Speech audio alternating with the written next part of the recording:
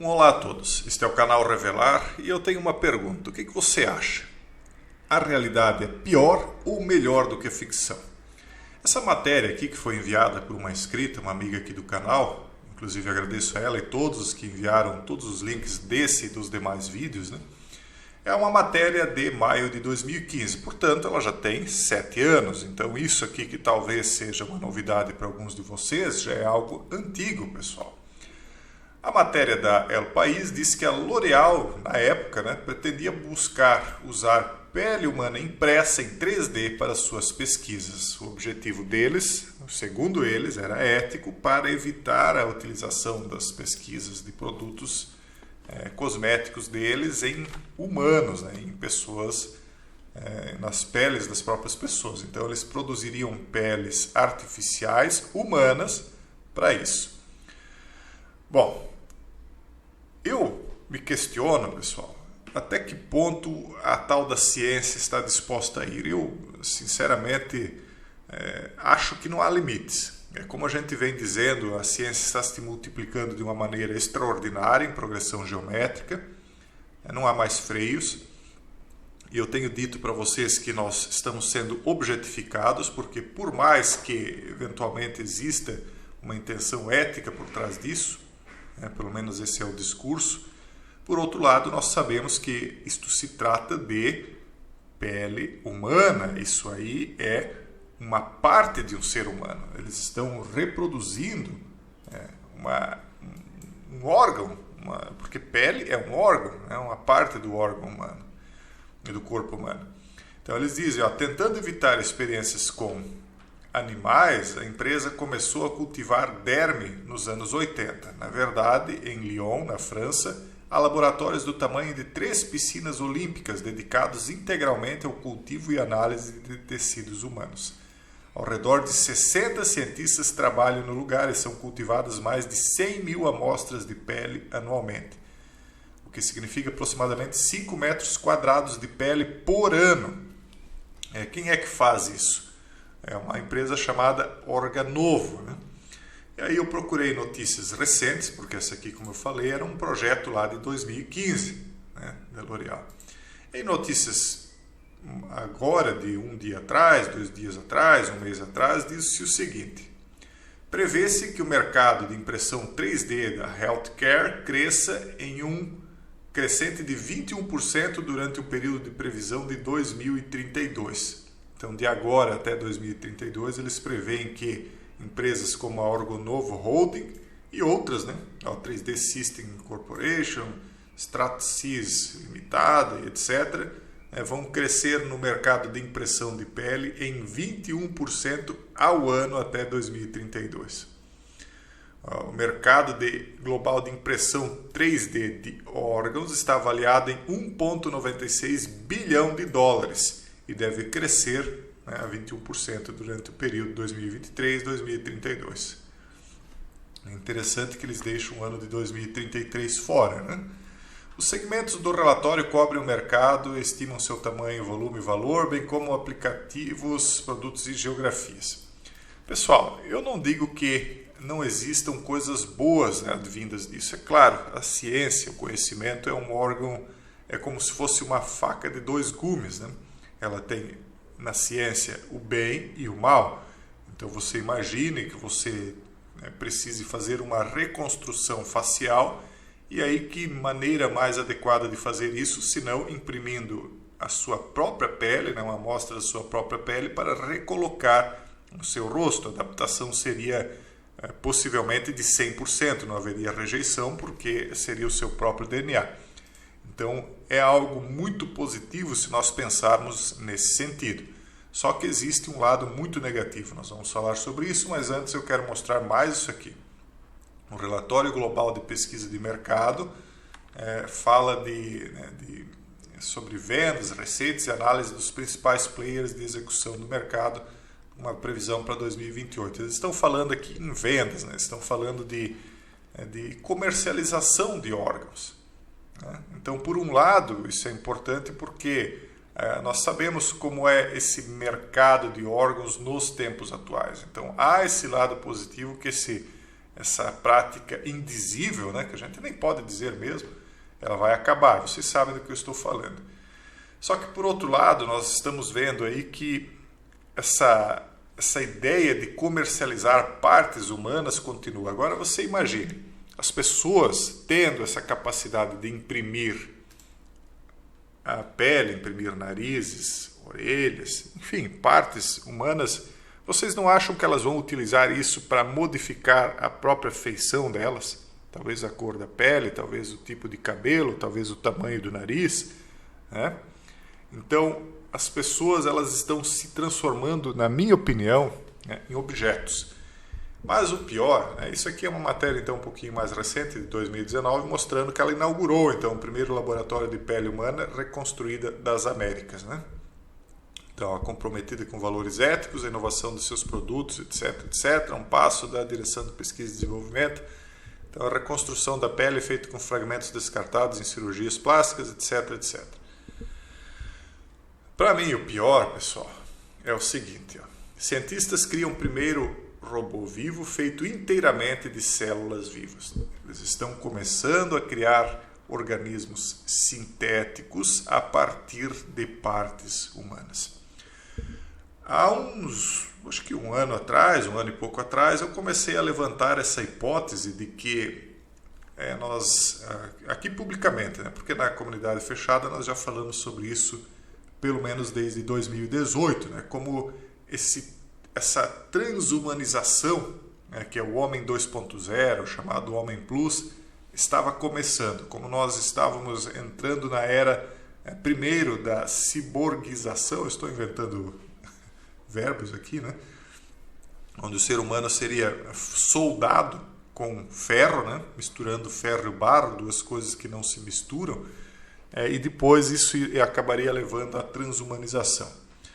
Uma equipe da Universidade de Vermont, nos Estados Unidos, anunciou a criação do primeiro robô vivo da história. A tecnologia apelidada de Xenobot foi desenvolvida a partir de células de rã de unhas africanas e tem 1 milímetro de largura. Isso aqui é uma matéria de 2020, eu já falei sobre isso aqui no canal, tá, pessoal? E se nós estamos vendo eles criando esses nanobots, como a gente já falou, se nós estamos vendo eles criando pele artificial impressa em 3D, vocês acham que isso eventualmente não vai acabar revestindo os robôs, as peles humanas revestindo robôs? Isso já foi visto em ficção. Eu volto àquela pergunta do início do vídeo: o que é pior, a realidade ou a ficção? Eu penso que a realidade é muito pior do que a ficção, porque na ficção as coisas ainda são pintadas de uma maneira positiva. Geralmente os filmes mostram um final feliz, né?